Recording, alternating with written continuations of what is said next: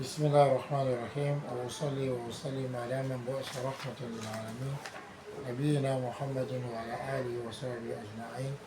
إخوتنا الكرام وأخواتنا الكريمات، نواصل درسنا آه، مع ما جاء في شهر الصفر، والآن مع المسألة آه، الثالثة، وهي ما يوجد في هذا الشهر من البدع والاعتقادات الفاسدة. سئلت اللجنة الدائمة للإفتاء والدعوة: إن بعض العلماء في بلادنا يزعمون أن في دين الإسلام نافلة يصليها يوم الأربعاء آخر شهر صفر وقت صلاة الضحى 4 ركعات بتسليمة واحدة، تقرأ في كل ركعة فاتحة الكتاب وسورة الكوثر 17 مرة، سورة الإخلاص 50 مرة، والمعوذتين مرة. تفعل ذلك في كل ركعة وتسلم، وحين تسلم تشرع في قراءة الله غالب على أمره، ولكن أكثر الناس لا يعلمون 360 مرة، وجوهر الكمال 3 مرات، واختتم بسبحان ربي كرب العزة عما يصفون والسلام على المرسلين والحمد لله رب العالمين. وتصدق بشيء من الخبز إلى الفقراء.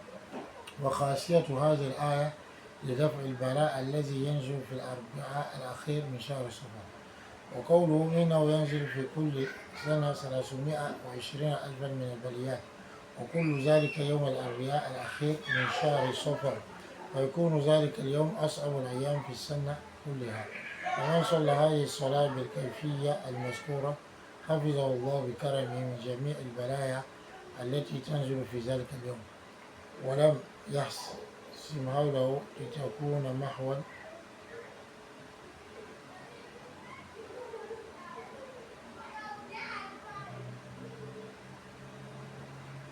يشرب منه من لا يقدر على أداء الكيفية.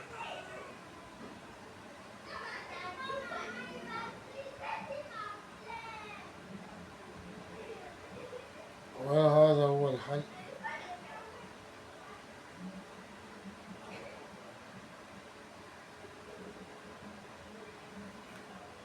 فأجاب علماء اللجنة: الحمد لله والصلاة والسلام على رسوله وآله وصحبه. وبعد هذه النافلة المذكورة في السؤال لا نعلم لها أصلا من الكتاب ولا من السنة، ولم يثبت لدينا أن آدم من سلف هذه الأمة وصالحي خلفها عمل بهذه النافلة، بل هي بدعة منكرة.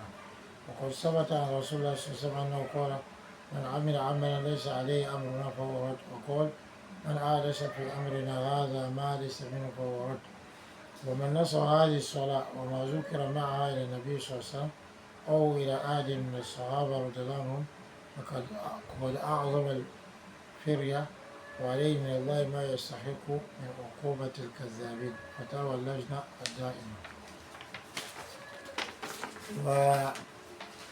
وقال الشيخ محمد عبد السلام الشقيري رحمه الله: قل تعالى الجعلاء أن يكتبوا آيات السلام كالسلام على نوح في العالمين في آخر 40 من شهر صفر، ثم يضعونها في الأواني يشربون ويتبركون بها ويتهادونها لاعتقادهم أن هذا يوجب الشرور، وهذا اعتقاد فاسد وتشاؤم مذموم وابتداع قبيح يجب أن ينكره كل من يراه على فاعله. السنن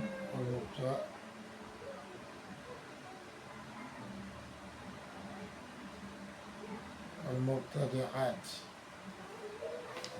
Alhamdulillah, chers frères et sœurs, nous continuons notre cours sur le mois de Safar. Et nous abordons à présent le troisième point qui concerne les innovations, donc hérésies et les croyances fausses que les gens ont amenées dans le mois de Safar. On dit le comité permanent de l'Iftar de la Dawa a été interrogé. Il y a certains savants dans notre ville ou notre pays qui prétendent qu'il y a dans la religion de l'islam une prière surrogatoire compris le dernier mercredi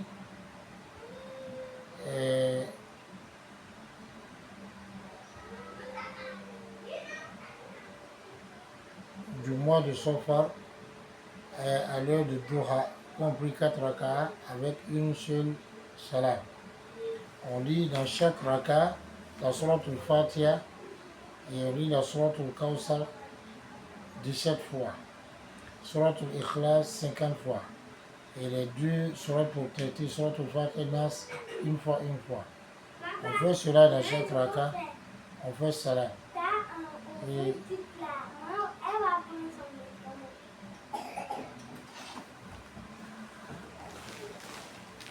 donc, alhamdulillah, après avoir donc fait cela, on commence à lire Allahu ghalibun ala amri walakinna aktsara an-nasi la ya'lamun 360. On lit le Jawharul Kamal 3 fois. Et on termine par Subhana rabbika rabbil izzati amma yasifun wa salamun ala al-mursalin walhamdulillahi rabbil alamin. Et on fait Sadaqa, on donne donc un sacrifice, quelque chose avec du pain aux pauvres.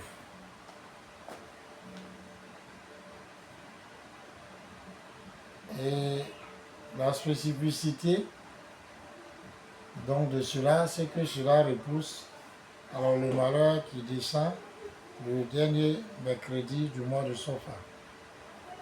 Et d'autres disent que dans chaque année, il y a 320 malheurs donc qui surviennent dans l'année, et cela durant le dernier mercredi du mois de Safar. Et ce jour-là est le plus difficile des jours de l'année. Donc celui qui accomplit cette prière de cette façon, Allah donc va le préserver par sa générosité de tout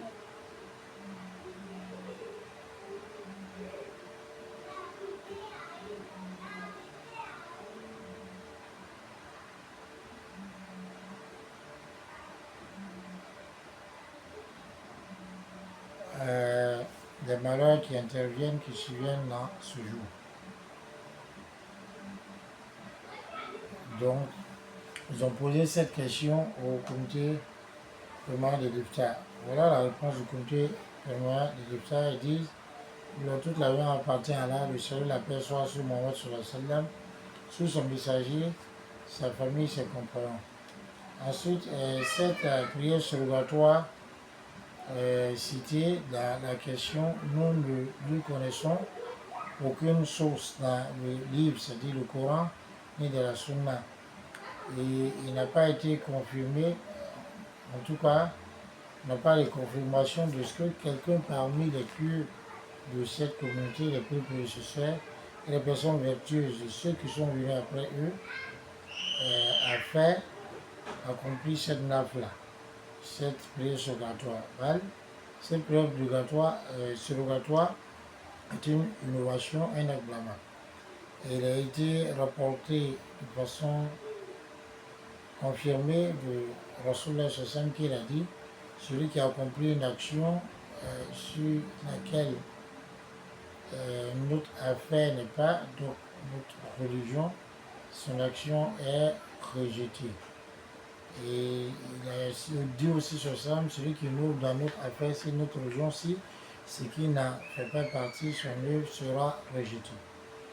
Et celui qui attribue cette prière et ce qui y a été cité, ce qui a été cité avec cette prière au prophète social ou à quelqu'un parmi les compagnons de Rasulullah sallam, il a cette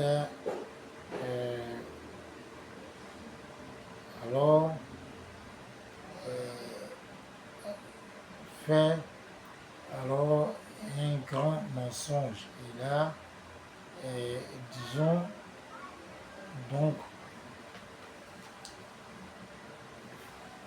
accompli mensonge effronté, donc un grand mensonge, et sur lui ce qu'il mérite, comme alors le châtiment des menteurs, des grands menteurs.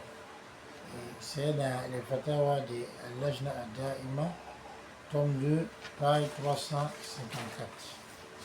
Alors, le cheikh Mohamed bin Abdul Salam Al-Shuqayri, rahimahullah, il dit qu'il y a certains ignorants qui se sont habitués à écrire les versets de As-Salam, comme Salamun ala Nuhin fil alamin, dans le dernier mercredi du mois de Safar. Ensuite, ils mettent ça dans des récipients, ils boivent, ils cherchent la bénédiction avec ces ayats, et même ils se font cadeau.